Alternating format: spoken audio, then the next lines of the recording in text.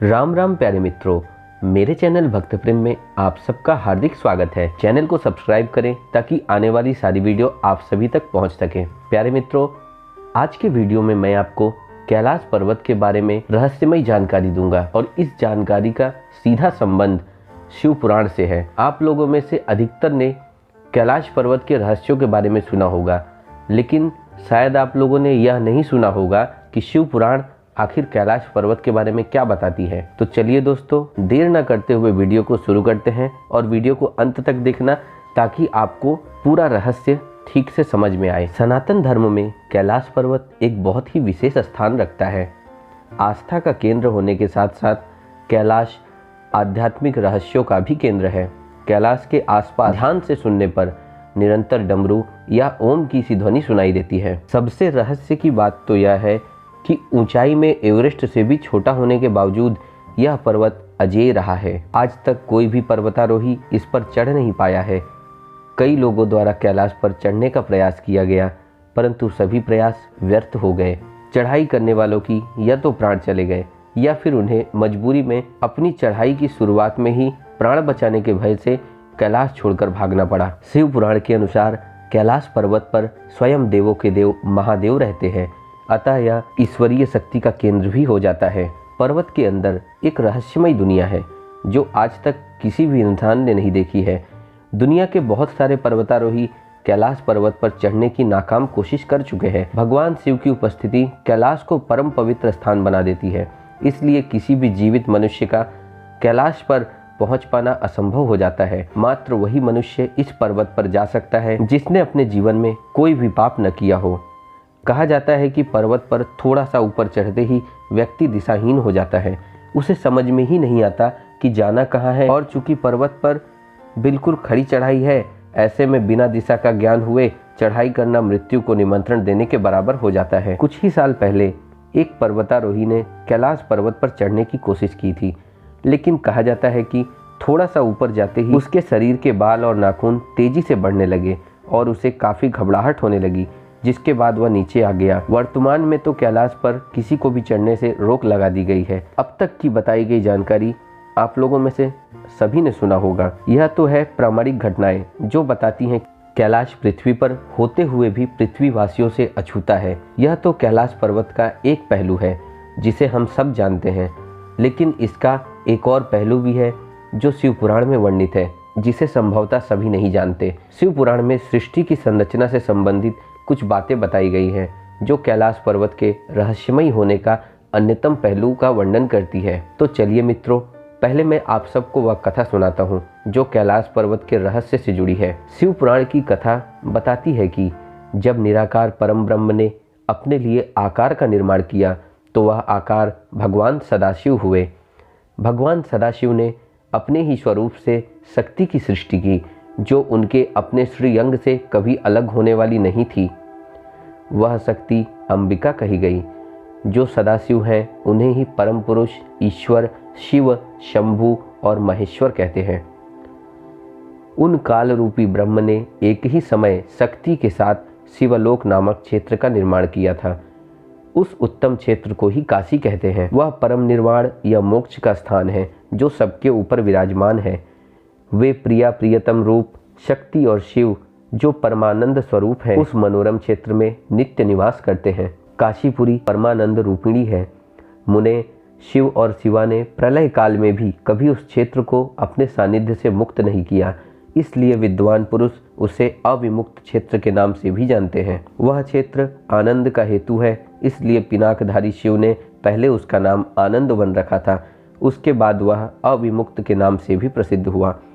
देवर्षि एक समय आनंद वन में रमण करते हुए शिवा और शिव के मन में यह इच्छा हुई कि किसी दूसरे पुरुष की सृष्टि करनी चाहिए, जिस पर यह सृष्टि संचालन का महाभार रखकर हम दोनों केवल काशी में रहकर इच्छानुसार विचरे और निर्वाण धारण करें। वही पुरुष हमारे अनुग्रह से सदा सबकी सृष्टि करे, पालन करे और वही अंत में सबका संहार भी करे। इसके पश्चात शिव तथा शिवा से भगवान विष्णु और भगवान विष्णु से भगवान ब्रह्मा की उत्पत्ति होती है।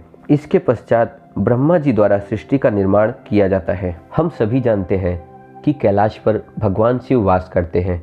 इस कथा में भगवान शिव के वास स्थान के लिए शिवलोक, काशीपुरी, अविमुक्त शब्दों का प्रयोग हुआ है, यानी कि ये सभी नाम भगवान शिव के निवास स्थान का ही अलग अलग नाम है।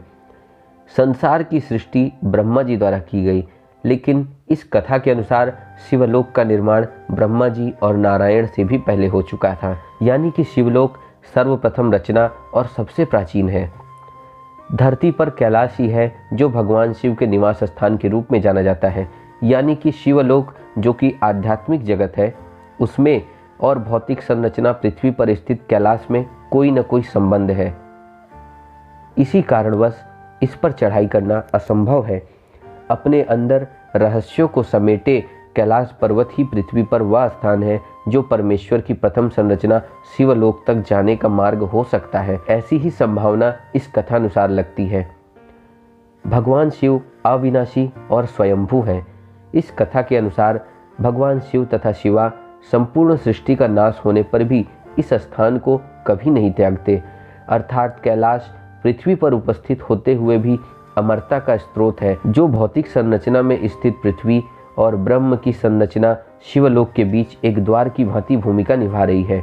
चूंकि यह कथा कैलाश को एक प्रकार से अमरता के द्वार के रूप में वर्णन कर रही है, तो संभवतः यही कारण है कि जब कोई नश्वर संसार से कैलाश पर चढ़ाई करने का प्रयत्न करता है तो अपने प्राण गंवा बैठता है, या फिर प्राणों को बचाने के लिए वहां से जितनी जल्दी संभव हो निकल जाता है। कैलाश भौतिक रूप में स्थित होते हुए भी अमरता से भरे संसार शिवलोक का द्वार है। इस पर वही पहुंच सकता है जिसे स्वयं परब्रह्म परमेश्वर शिव बुलाना चाहते हो। कहा जाता है कि जो व्यक्ति अच्छे कर्म करता है, यानी कि जो संपूर्ण जीवन को शिव के लिए समर्पित कर देता है, उसे मृत्यु के बाद कैलाश पर्वत में स्थान मिलता है। यहाँ प्राचीन काल से ही अच्छी आत्माओं का वास माना जाता है। इस पूरे क्षेत्र को ही अप्राकृतिक शक्तियों का केंद्र भी माना जाता है। मृत्यु के पश्चात ही लोगों का कैलाश पर रहने को स्थान पाना इस बात की ओर संकेत करता है कि कैलाश पर्वत दिखने में भौतिक होते हुए भी अभौतिक और दिव्य जगत शिवलोक से जुड़ा हुआ है। इन्हीं सब तथ्यों की ओर रूस से आए हुए एक डॉक्टर ने भी संकेत किया। एक रूसी डॉक्टर ने कुछ साल पहले कैलाश मानसरोवर की यात्रा की थी। रूसी डॉक्टर एर्नस्ट मुल्दासिफ ने अपने संस्मरणों में लिखा है कि उन्हें एक बार साइबेरियाई पर्वतारोही ने बताया था कि कुछ पर्वतारोही कैसे कैलाश पर्वत पर एक निश्चित बिंदु तक पहुंचे, उसके बाद वे अचानक बूढ़े दिखाई देने लगे। इसके एक साल बाद ही बुढ़ापे की वजह से उनकी मृत्यु हो गई।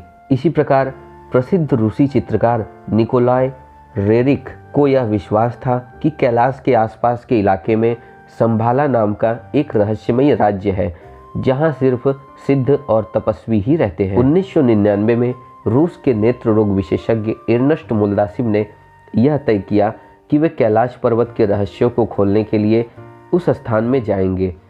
उनकी पर्वतारोहण टीम में भूविज्ञान और भौतिकी के विशेषज्ञ और इतिहासकार शामिल थे। इस दल के सदस्यों ने कई तिब्बती लामाओं से भेंट की तथा पवित्र कैलाश पर्वत के आसपास कई महीने बिताए। खोजबीन करने के बाद एर्नस्ट मुल्दासिफ की टीम इस निष्कर्ष पर पहुंची कि वास्तव में कैलाश पर्वत एक विशाल मानव निर्मित पिरामिड है, जिसका निर्माण प्राचीन काल में किया गया था।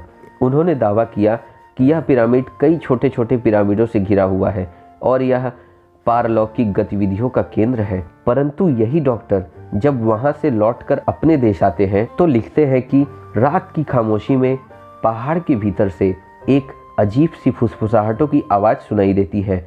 मैंने साफ साफ पत्थरों के गिरने की आवाज़ सुनी थी। यह आवाज़ कैलाश पर्वत के पेट के भीतर से सुनाई दे रही थी। हमें ऐसा लग रहा था जैसे इस पिरामिड के भीतर कुछ लोग रहते हैं। डॉक्टर एर्नस्ट मुल्दासिफ का यह लेख इस बात का प्रमाण है कि कैलाश पर्वत बाकी पर्वतों की तरह साधारण नहीं है। जिस पर्वत पर कोई आज तक चढ़ाई तक नहीं कर पाया, तो भला भीतर से ये कैसी फुसफुसाहटें और पत्थरों के गिरने की आवाज़ थी। यह लेख अपने आप में कैलाश पर्वत को रहस्यमयी बताता है। इसी प्रकार कैलाश पर्वत और उसके आसपास के वातावरण पर अध्ययन कर रहे वैज्ञानिक जार निकोलाई रोमनोव और उनकी टीम ने तिब्बत के मंदिरों में धर्म गुरुओं से भेंट की। उन्होंने बताया कैलाश पर्वत के चारों ओर एक अलौकिक शक्ति का प्रवाह होता है, जिसमें तपस्वी आज भी आध्यात्मिक गुरुओं के साथ टेलीपैथी से संपर्क करते हैं। जैन धर्म के अनुसार ऋषभ देव ने यहीं पर निर्वाण को प्राप्त किया था। कैलाश की आकृति एक पिरामिड के समान है और वैज्ञानिक इसे धरती का केंद्र बताते हैं। धरती के इस केंद्र को एक्सिस मुंडी कहा जाता है, जिसका वर्णन दुनिया की नाभि या दुनिया के केंद्र बिंदु के रूप में किया जाता है। कैलाश को आकाशीय ध्रुव और भौगोलिक ध्रुव का केंद्र माना जाता है। माना जाता है कि यही वह बिंदु है जहां आकाश धरती से आकर मिलता है। यहीं पर आकर 10 दिशाओं का मिलन होता है। तो मित्रों, ये सभी तथ्य कैलाश को बहुत ही रहस्यमय बताते हैं और कैलाश पर्वत पर पारलौकिक शक्तियों की मौजूदगी पर भी प्रकाश डालते हैं ये सभी तथ्य। तो मित्रों, यह वीडियो आपको अच्छी लगी हो तो आप लोग कमेंट करें, लाइक करें, वीडियो को शेयर करें। धन्यवाद मित्रों।